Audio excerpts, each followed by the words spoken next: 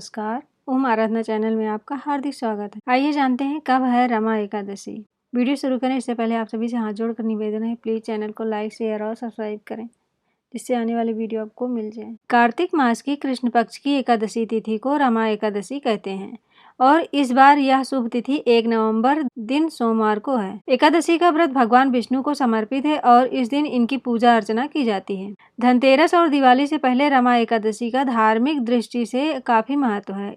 इस व्रत को करने से सुख सौभाग्य की प्राप्ति होती है और सभी मनोकामनाएं पूरी होती है।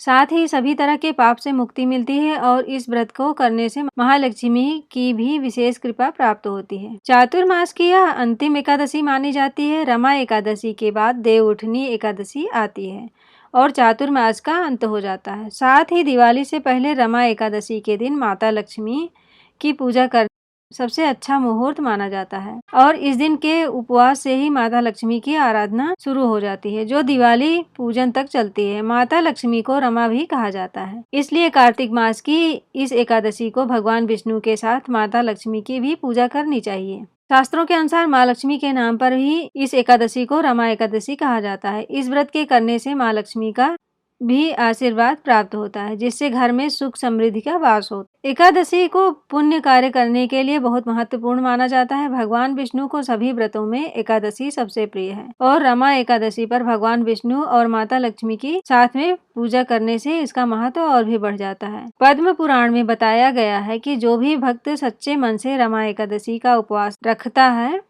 उसे बैकुंठ धाम की प्राप्ति होती है और सभी समस्याओं से मुक्ति भी मिलती है।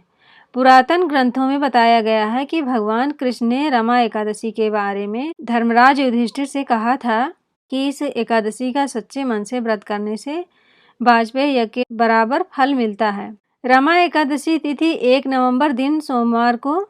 एकादशी तिथि का प्रारंभ 31 अक्टूबर को दोपहर 2:27 से। एकादशी तिथि का समापन 1 नवंबर दोपहर 1:21 पर। पारण का समय 2 नवंबर सुबह 6:15 से 8:33 तक। एकादशी तिथि के लिए उदय तिथि मान्य होती है, इसलिए रमा एकादशी का व्रत 1 नवंबर दिन सोमवार को रखा जाएगा। इस बार एकादशी की पूजा इंद्र योग में की जाएगी। शुभ के लिए यह योग काफी शुभ माना जाता है। आइए अब सुनते हैं रमा एकादशी व्रत की कथा। एक समय मुचकुंद नाम का दानी धर्मात्मा राजा राज्य करता था।